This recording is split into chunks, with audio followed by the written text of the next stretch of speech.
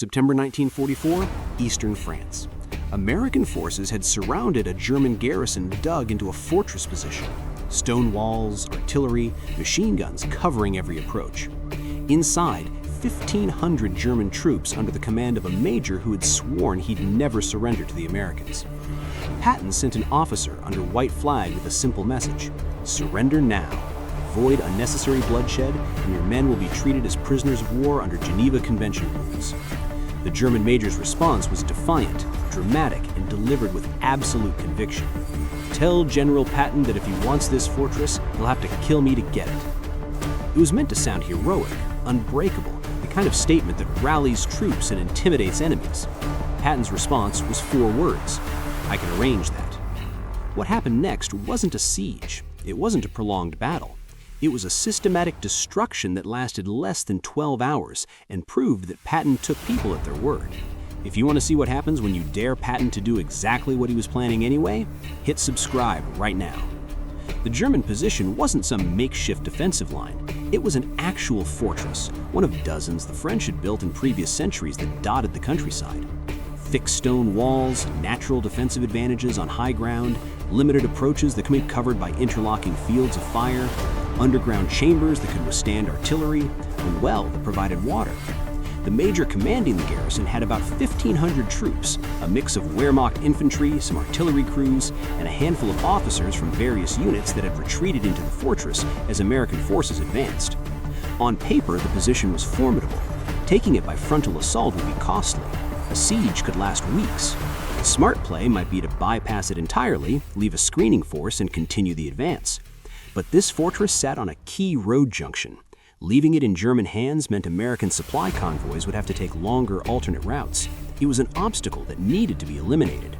Patton's preference was always the same: offer surrender first, not out of mercy, though he wasn't unnecessarily cruel, but out of efficiency. A surrendered position costs no American casualties and takes no time. A fought-over position costs both. So he sent his ultimatum: standard terms. Surrender. Be treated well. Go to a POW camp. Survive the war. Your alternative is a fight you cannot win that will cost lives on both sides. The German major refused. But his refusal was more than just no. He made it personal. He invoked honor, duty, and his oath to never surrender. And he challenged Patton directly: if you want this fortress, you'll have to kill me to get it. Other commanders might have seen this as an opening for negotiation. Maybe offer better terms, maybe try to persuade the major that surrender wasn't dishonorable given the circumstances. Patton saw it differently. The major had stated his terms clearly. He wanted to die defending the fortress. Patton was simply going to grant his wish efficiently and overwhelmingly. When the messenger returned with the major's defiant statement, Patton's staff expected frustration, maybe anger, perhaps orders to bypass the fortress and come back to it later.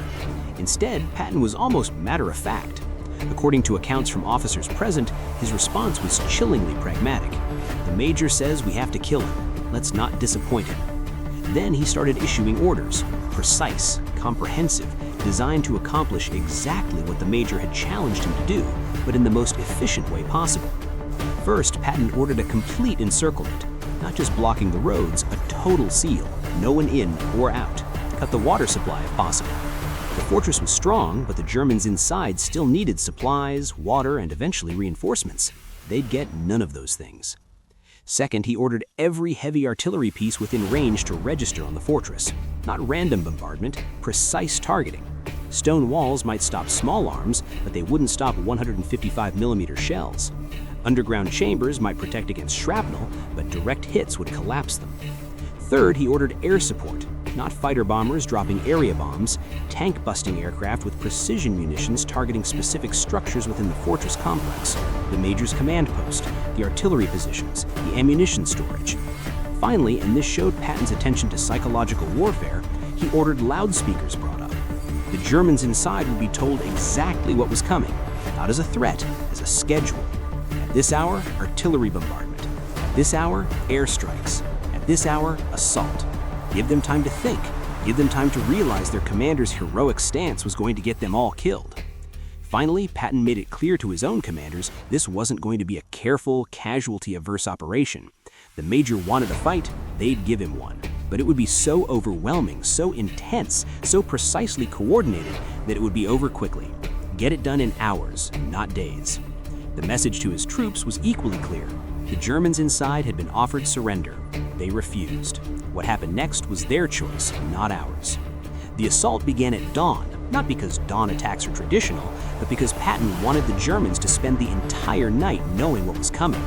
The loudspeakers had broadcast the schedule. The Germans inside knew that at first light, the artillery would open up. They had hours to think about it, hours for the less fanatical soldiers to question their major's decision, hours for doubt to spread. When the sun rose, the artillery commenced exactly on schedule.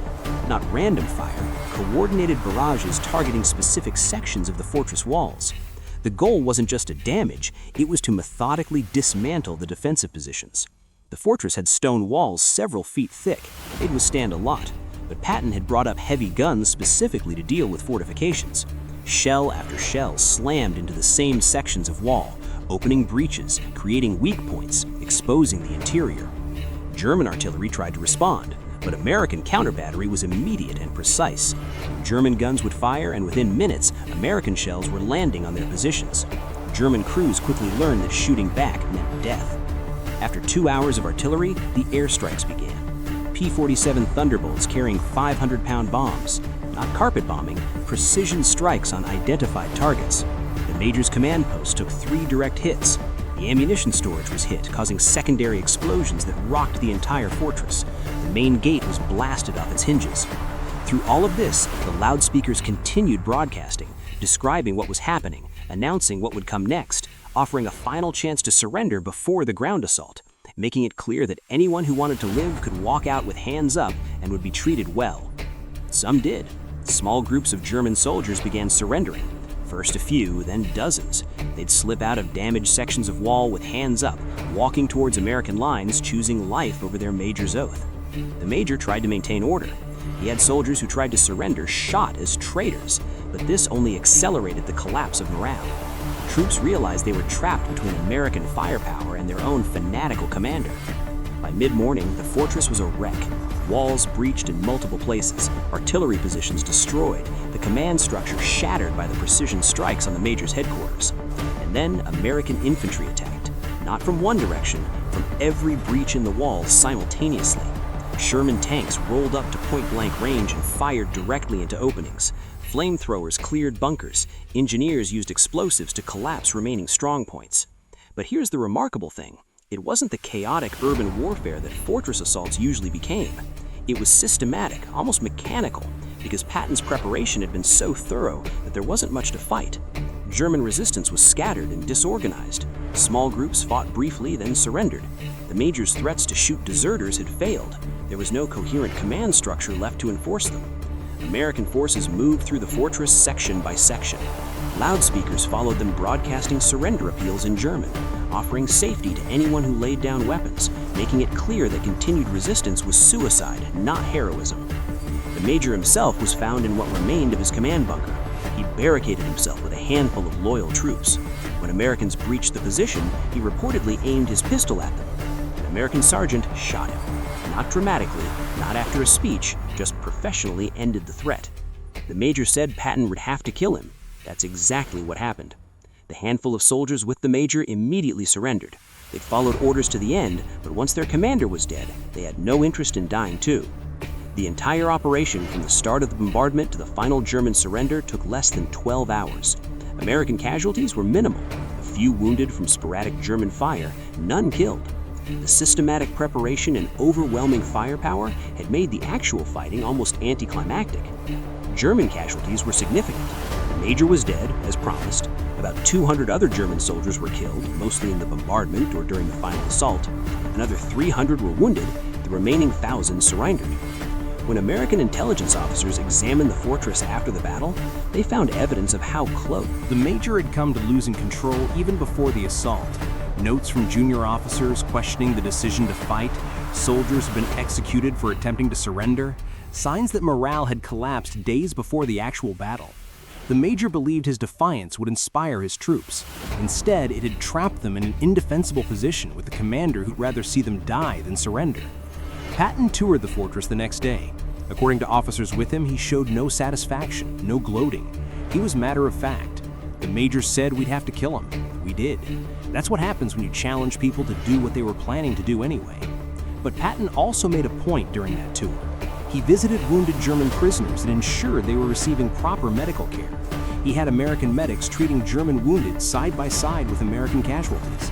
He wanted his own troops to see that once the fighting stopped, they treated prisoners humanely. This wasn't contradictory, it was Patton's philosophy. Be ruthless in combat, professional in victory. Destroy enemies who resist, treat enemies who surrender. Never blur the line between the two. Word of what happened to the fortress spread quickly through both American and German forces. For American troops, it reinforced what they already knew about Patton. He would use overwhelming force when necessary, but he'd always try diplomacy first. The German major had been given multiple chances to surrender. His death was a result of his own choice, not American brutality. For German forces, the message was more complex and more chilling. The story wasn't just that the fortress fell. Fortresses fell all the time. It was how completely and systematically it fell. How Patton had taken the major's defiant challenge literally and methodically fulfilled it. How 12 hours of precise, coordinated firepower had reduced a strong position to rubble. German commanders started circulating the story as a warning. When American forces offered surrender, particularly if they were Third Army units, you took the offer seriously, because refusing meant Patton would do exactly what he said he'd do. No more, no less, but with overwhelming efficiency. Some German officers later stated in interrogations that they surrendered to American forces specifically because they'd heard about the fortress. They'd learned that Patton's threats weren't negotiations, they were statements of fact. Challenge him, and he'd accept the challenge. Dare him to destroy you, and he would. This was psychological warfare at its most effective. Not propaganda, not exaggeration, just the truth. Patton meant what he said every time. The fortress battle also reinforced something German intelligence had noted about American tactical doctrine under Patton. Americans would use maximum force when needed, but they'd also show restraint when possible. They weren't randomly brutal, they were predictably brutal only to enemies who chose to fight. This predictability was almost more terrifying than random violence. You knew exactly what would happen if you refused surrender. You knew exactly how Patton would respond to defiance. The choice was yours, and so were the consequences. Looking back at the fortress battle, it's worth considering what the German major's defiance actually accomplished. He'd wanted to defend German honor, to show that not all Wehrmacht officers would surrender meekly, to make the Americans pay a price for their advance. What he actually did was get 200 of his men killed, 300 wounded, and the remaining thousands sent to PW camps for a position that held for less than a day and delayed Patton's advance by maybe 12 hours. If he'd accepted the initial surrender offer, all 1,500 of his troops would have survived. They'd have spent the rest of the war in relatively safe PW camps. Many would have gone home to their families after the war ended. Instead, hundreds died or maimed. And for what? The fortress fell anyway. The road junction was in American hands by nightfall. Patton's advance continued without meaningful delay. This is the brutal arithmetic of war that some idealistic commanders sometimes forget. Heroic last stands make good stories, but they don't change outcomes when you're facing overwhelming force. They just increase casualties. The major had thought his defiance would matter, that his willingness to die would inspire his troops and maybe make the Americans think twice. But Patton didn't think twice. He just applied more force. There's a leadership lesson here that applies beyond military contexts. When you make dramatic statements, "You'll have to kill me," "Over my dead body, I'll never surrender," you'd better be prepared for your opponent to take you literally, because some people will. Patton was one of those people. He didn't interpret defiant challenges as opening negotiating positions. He interpreted them as statements of preference. You want to fight to the death? Okay, that can be arranged. The German major learned this lesson too late. His troops learned it at the cost of their lives or freedom. Other German commanders learned it and surrendered when offered terms. The fortress fell in September 1944. The German major died there as he'd promised he would. His name isn't widely remembered. The exact location of the fortress is less important than what happened there. What matters is the lesson. With Patton, dramatic defiance didn't prolong anything. It just changed the intensity of what came next. Other commanders might have been insulted by "You'll have to kill me," and tried to prove they weren't monsters by offering better terms or conducting a careful, casualty-averse operation. Patton simply took it as a statement of preference and acted accordingly. There's something almost coldly logical about this. The Major stated his terms. Only death would make him surrender. Patton provided those terms, efficiently and professionally. The Major got exactly what he'd asked for. For modern viewers, this raises uncomfortable questions. Should Patton have tried harder to persuade the Major? Should he have been more reluctant to kill someone who was essentially committing suicide by soldier? Or was Patton right to take people at their word and not waste time on those who'd made their choice? Is there something almost respectful in granting someone their stated wish, even when that wish is death? The answer probably depends on your view of leadership and responsibility. What's undeniable is the outcome. The Major said, "You'll have to kill me." Patton did. And every other German commander who heard the story learned to be very careful about what they said to American negotiators. Because with Patton, challenges weren't deterrence, they were permission. Do you think Patton should have tried harder to avoid killing the Major? Or was the Major's death his own responsibility? Drop your thoughts in the comments. And if you want more stories about leadership, responsibility, and the consequences of dramatic statements, subscribe now. See you next time.